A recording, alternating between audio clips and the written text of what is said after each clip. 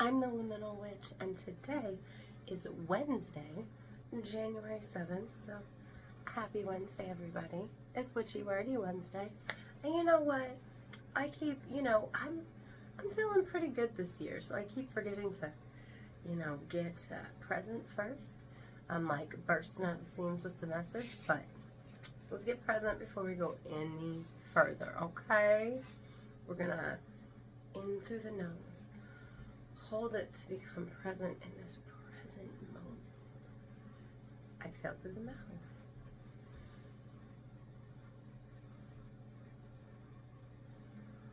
It is Witchy Wordy Wednesday, and I am actually pretty excited about this one. Ah! Don't you hate when you go to pause it because you gotta pick something up and then your finger doesn't fucking pause it? So back in the old days, we had a lot of different folk names for plants and their parts, which related to calling certain ingredients in recipes by names that seem like something far more weird or sinister than what they really were. Now, part of this is because in botany, apparently seeds, like plant seeds, are referred to as eyes. The roots are referred to as hair, and things like that. So when we hear like Eye of Newt or hair of valerian, that's why. Because Eye of Newt was not the eye of a little newt. It was a mustard seed, because it was the seed, so it was the eye, and it looked like a newt's eye.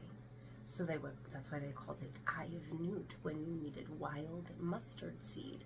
And valerian root was called valerian hair or hair of valerian, because you needed the root of the valerian plant. And back then it wasn't even coded messaging.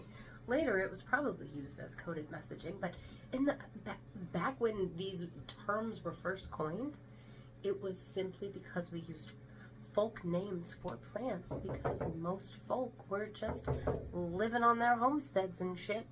They didn't call them homesteads though, that was where they lived.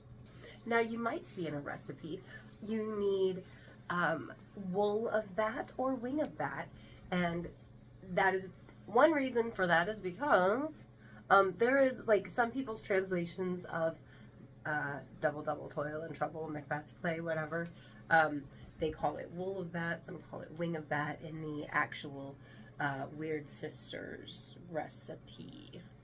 But the wool of the bat is moss, and the wing of the bat is a holly leaf. And if you can use your imagination, then it makes sense, right? And for the people living back then that were talking like this on a regular basis, like, it made much more sense to them to say, wool of a bat, because like most everybody is familiar with these things. Like in the area that said plants exist, their folk names have to do with things that these people would experience seeing on a regular basis. So like in an area that has holly and moss and bats, you're going to get said terminology, right? Now, toe of frog is a fun one. That is a bulbous buttercup, which I guess I've probably never seen a bulbous buttercup because I cannot picture it in my head. But, on a bulbous buttercup, before the flower, there's a big old bulby thing that looks like a frog toe in some manner. Now, adder's tongue is the dogtooth violet because a similarity in appearance. And if you were alive back in the day when these colloquial terms originally came about for these plant ingredients, then you would probably, if you lived where adders live, be very aware of what an adder looks like and what their tongue looked like for the purposes of staying alive.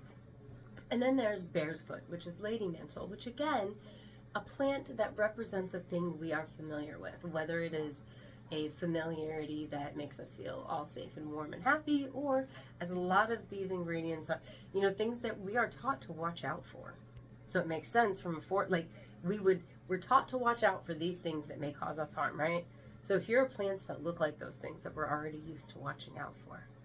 I'm going to finish up on, I find this fun. So blind eyes are poppy seeds, which I love.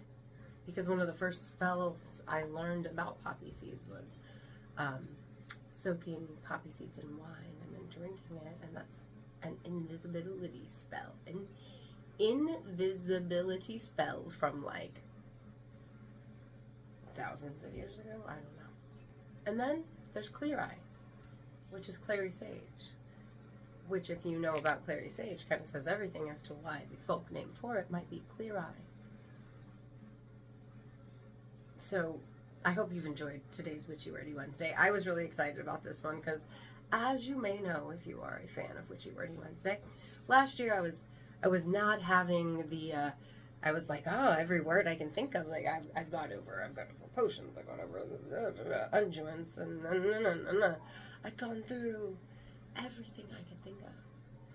And then I was reading a thing about Macbeth and Double Toil and Trouble, Weird Sisters, and I was like, Eye of Newt, Wing of Bat, Toe of Frog. And these will be good words for Witchy Wordy Wednesday, so enjoy, and you can Google more folk names for plant parts and find like bull's blood. There's so many. I just took down a few. Like, I jotted down a few. I read a lot more than what I jotted down, but, random.